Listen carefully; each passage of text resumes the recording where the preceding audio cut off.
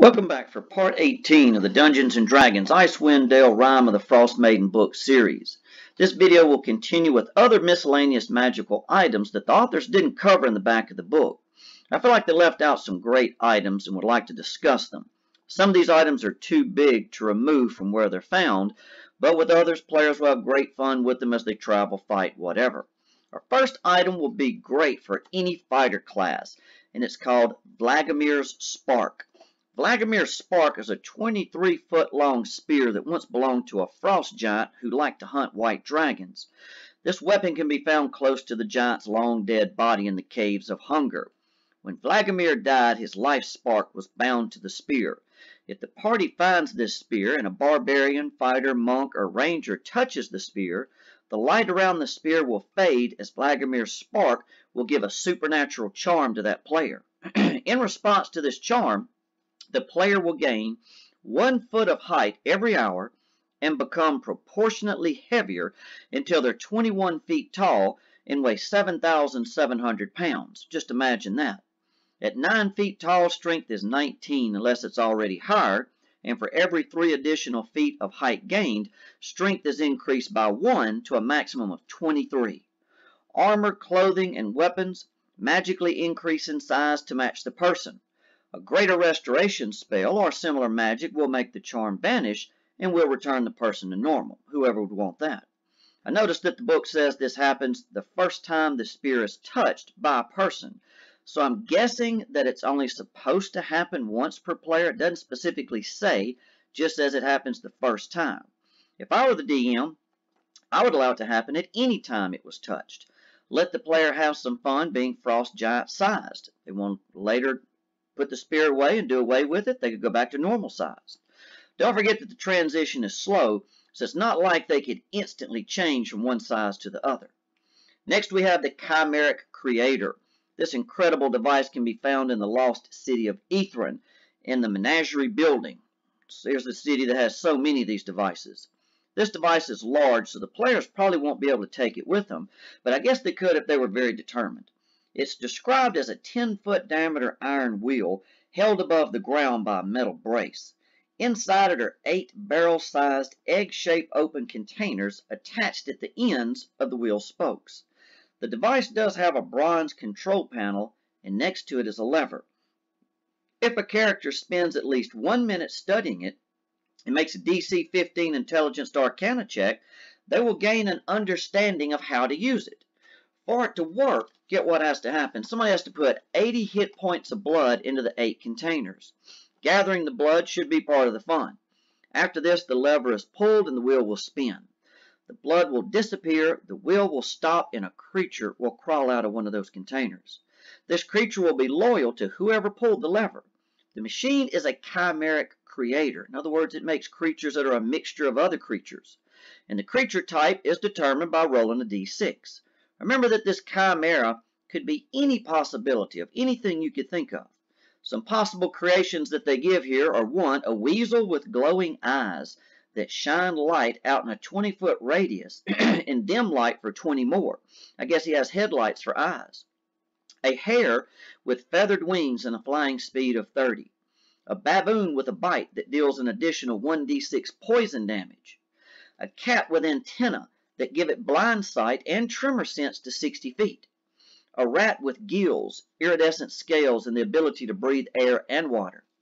A fox with fur that changes color to match its surroundings, giving it advantage on dexterity stealth checks. The mages of Ithran use this device to create one-of-a-kind pets. If I were the DM, I would expand on this list as much as I could think of. Make something just completely new every time it's used. Just think of crazy animal combinations. Next here we have the Summer Star. The Summer Star is a powerful magical device which can be found in the Black Cabin on the quest by the same name. Recently a sage formed a plan to stop Ariel's everlasting winter by using this device to control the weather. He was inspired to build the Summer Star after reading a Netherese book which contained information about a Mythlar. The Summer Star is similar in design but much smaller. When the sage tried to use the device, it malfunctioned and he was incinerated. According to the book, the device can be repaired and could then be used to cast a control weather spell. The spell would last as long as someone continued to concentrate, and then the device would no longer be magical. I think it's very impressive that the sage built a mini Mythlore device in an old run-down shack. Next we'll have the Obelisk. Icewind Dale is not the first adventure to feature one of the 60-foot tall black stone obelisk. The characters in Icewind Dale will encounter an obelisk in Aetherin like they do so many other things and could try to use it. This city, you can see this thing way up here to the northern end if you look over here by the cursor. The city is just full of amazing magic devices. In other adventures, obelisks appeared, but little to nothing was said about their purpose. This time, we get some history on them. The obelisks were first created by a group of casters called the Weavers. The obelisk had the ability to send the entire world back in time and were kept as a safety device in case something catastrophic happened to the possessors. A nasty fellow known as Vecna, bet you know him, stole an obelisk and used it to erase its creators from existence. Vecna then discovered how to create more of them, and later this knowledge came to the Netherese wizards. Most of the obelisks were stolen, and the information about their purpose became lost with them. In Aetherin, the players will be asked to activate a damaged obelisk found in the city. If they do, they will send the entire world back 2,000 years, essentially erasing everything that happened in all those years after. Even worse, the event will destroy all obelisks on the planet. No way to recover it that we know of. Good luck with that. So that's a heck of a device right there. Next we have something else that's very important to the story, the Spindle. The characters will find the Spindle in a stasis chamber in Aetherin. Again, how many artifacts can one city have? It will be seen as a 10-foot tall spindle of gray stone with a sharp bottom point, hovering upright and slowly rotating. All the time, magic or some form of unknown energy is moving around it. Larthus made the mistake of bringing this giant relic into the city after finding it at the bottom of the sea of moving ice. He did not know what he was tampering with. As it was being examined, it became active and dispelled all magic throughout Aetherin. This caused the Aetherin Mythlore to stop working and the city fell from the sky. The spindle is currently dormant, but could be reactivated if someone targets the device with a 5th level spell or higher. This reactivation would cause an explosion of magical energy, and all magic within a 3-mile radius will be suppressed for 24 hours. Even spellcasters would be drained of all spell slots. The spindle is immune to all damage and is unaffected by any magic in existence today. How often do you hear that right there? Not too often. Next we have the Cursed Crown. They didn't show us a picture of it, but in the city of Aetherin, in the Tower of Enchantment, the players could find one of the city's former residents still alive. If they move to the upper level of the tower, they'll see an elderly woman on a black throne covered in ice. On her head is a crown made of entwined black tentacles, very unique. This is the Archmage Ivira, and the magical crown on her head was meant to protect her from mental attacks. When the city crashed and magic was undone by the spindle, the crown malfunctioned. Now it siphons away her memories, but somehow it keeps her alive. If the crown is removed, she begs the adventurers to destroy the crown and release her memories so she can have peace. But after that, she quickly turns to dust, so she won't be around long enough to answer any questions. Anyone touching the crown must save on a DC 17 Wisdom saving throw or be charmed by the crown. If they fail, they'll be forced to put it on their own head.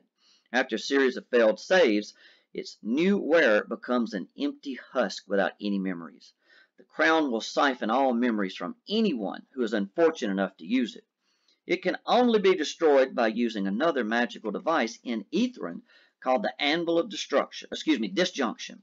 No other attempt at destruction will succeed. If the crown is destroyed, the memories it stole will come flooding out to everyone within 10 feet of it. No telling what they could learn from that. DM could have them learn spells, new things, who knows what. So let's look at this Anvil of Disjunction we just mentioned. In Aetherin, in the Tower of Abjuration, the players will find a huge anvil, chiseled with runes. Sitting on top of the anvil is a hammer with the same runes on it. This anvil has the power to destroy any magic item that isn't an artifact. If anyone picks up the hammer, they'll hear a voice say, "Bring me your items of power, and together we shall destroy them." If any magic item is placed on the anvil and struck 3 times with the hammer, it'll be forever destroyed. On the 3rd strike, the item will just disintegrate in a flash of blue light, and the anvil can't be removed from its place in the tower. It's permanently fixed. Next, we have the red dragon heart. Now, deep in the lower levels of the Duergar fortress, there's a forge. This was an earlier chapter back in the book. This forge was used to melt and mold the Chardalyn crystal in order to build that huge Chardalyn dragon that they used to attack 10 towns. The driving force behind the forge is the heart of a red dragon. Somehow it's kept alive by magic and provides the heat needed to sculpt this Chardalyn. It is only described as a large beating heart with an AC of 13 and 27 hit points, and it will stop beating if reduced to 0 hit points. Next, we have the Rune Stones. Now, they didn't show us a picture of the Rune Stones, but the Goliath warriors of Icewind Dale have 2 different settlements in the book. One of them is Sky Tower Shelter. Inside of this 15,000-foot high cave complex lies 2 stones, and they're called the Rune Stones. A detect magic will reveal an aura of transmutation, and any humanoid meditating next to the stones for at least 1 hour will gain a Rune Stone die. This die can be used to add to the number rolled for certain ability checks. 1 stone will allow the player to use this die to add the roll of a d6 to a wisdom or charisma check. The other stone will allow the player to use the d6 die roll to add to a strength check or weapon checks. That could be very handy. This can be used once per 24 hours, and after being used, the character can't use it again for 10 days. Next, we have the Slod's Telescope. An observatory still exists in the city of Ithran. And in this building on the top floor, the players could encounter a green slod.